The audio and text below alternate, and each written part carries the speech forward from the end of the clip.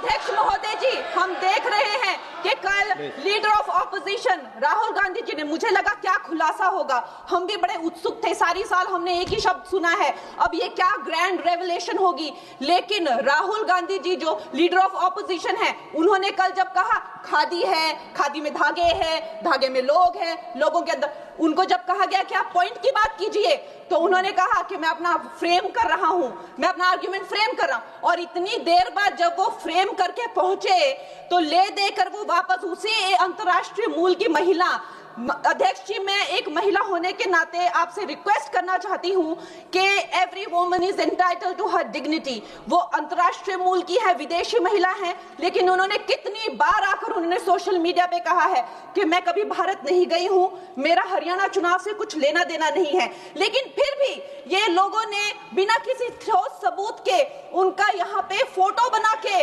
उन्होंने उनको उछाला, यहाँ पे उनकी तस्वीर उछाली यहाँ पर एवरी।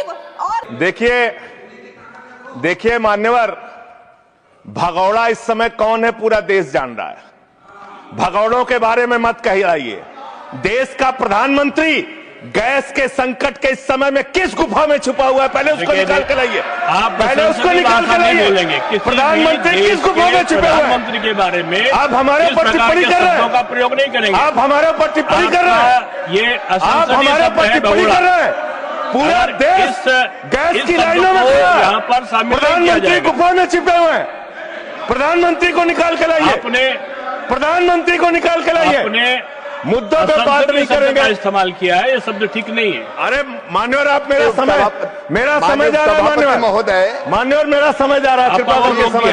जी राम जी ने आपको जी राम जी पर रात को 1:30 बजे तक मैंने चर्चा सुनी, और जब उत्तर देने की बारी आई तो विपक्ष भाग गया था। इसलिए मैं निवेदन कर रहा हूं कि रहना जरूर, एक एक चीज का जवाब दूंगा, एक एक चीज का। दूसरी चीज है, जो भगोड़ा शब्द है उसको उसमें शामिल नहीं करेंगे। जी मान्यवर, बात करते हैं ग्रामीण विकास की आप बात कर रहे हैं।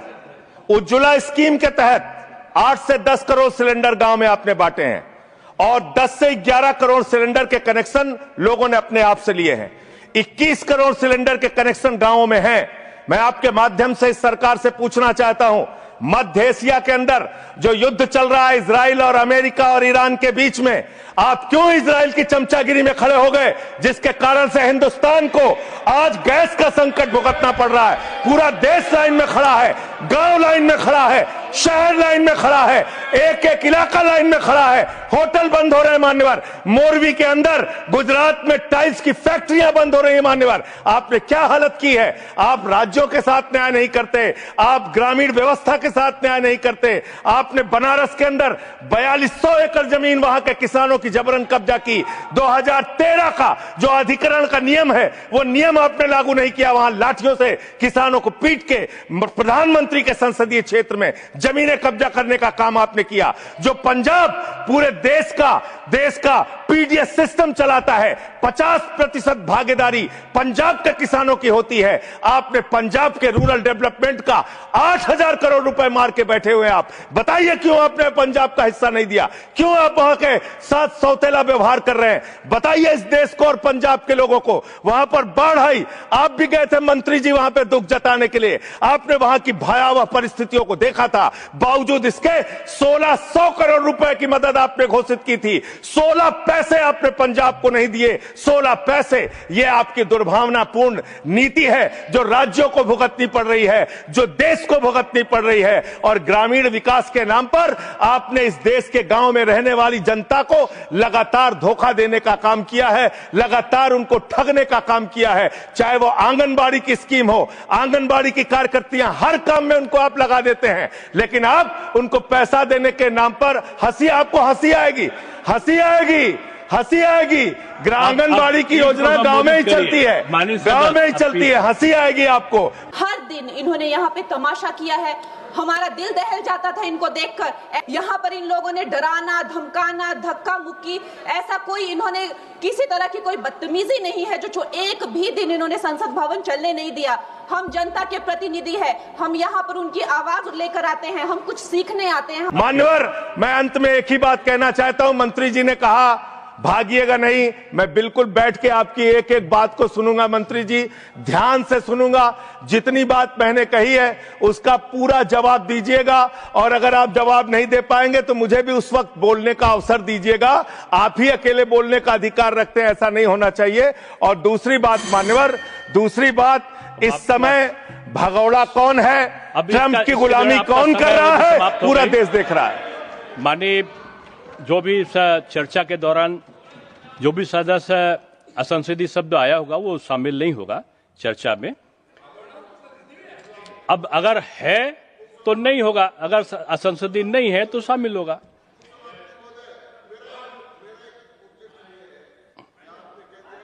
नहीं आएगा, लेकिन आजकल जो व्यवस्था है वो दूर संचार के माध्यम से चली जाती है, इसलिए ये भी व्यवस्था होनी चाहिए कि जिसको रिकॉर्ड में नहीं लिया है वो बाहर भी नहीं जाएगा। अब आपने किस चीज को कहा?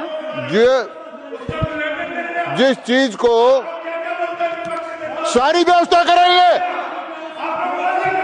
जेल के सीटों में रहोगे और रहे और रहोगे। नहीं बोल सकते, आप सीधे बात नहीं करेंगे माननीय सदस्य, आप सीधे बात नहीं करेंगे, आप सीधे बात नहीं करेंगे।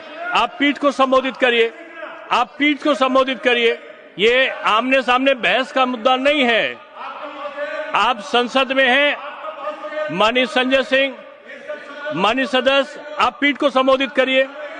आप इस तरह से बात नहीं कर सकते। Next speaker Shri P Sunil ji. देखिए, मैं माननीय सदस्यों से अनुरोध करूंगा कि जो चर्चा होती है उसमें शब्दों का संयम ये आवश्यक होता है। आरोप लगाने पे मनाही नहीं है, लेकिन आरोपों की भी एक सीमा होती है शब्दों की, उसका पालन करना होगा। सर, भारत की सरकार ने जब विकसित भारत की कल्पना की है तो उस कल्पना के तहत गांव को कहां रखा है, आपके माध्यम से यह देश को मालूम होना चाहिए। हमारे टोटल बजट का भारत सरकार ने जो पूरा बजट 2026 और 27 के लिए प्रस्तुत किया मान्यवर, उसका मात्र 3.6% बजट ग्रामीण विकास के लिए रखा है। यह स्पष्ट करता है सरकार की मंशा को, यह बताता है कि ग्रामीण विकास के लिए आपकी सोच क्या है, ग्रामीण व्यवस्था को आप कैसे संचालित करना चाहते हैं, कितना विकास वहां पर करना चाहते हैं। मान्यवर, बहुत सारी योजनाएं गांव के विकास के लिए चलाने का दावा सरकार की ओर से किया जाता है। उसमें से एक प्रमुख योजना है जिसका ढिंढोरा भारत की सरकार बार बार पीटती है, जल जीवन मिशन, जल जीवन मिशन, हर घर जल की योजना, हर घर जल की योजना। वो जल जीवन मिशन क्या है मान्यवर, जिसके ऊपर आप लाखों करोड़ रुपए अब तक खर्च कर चुके हैं।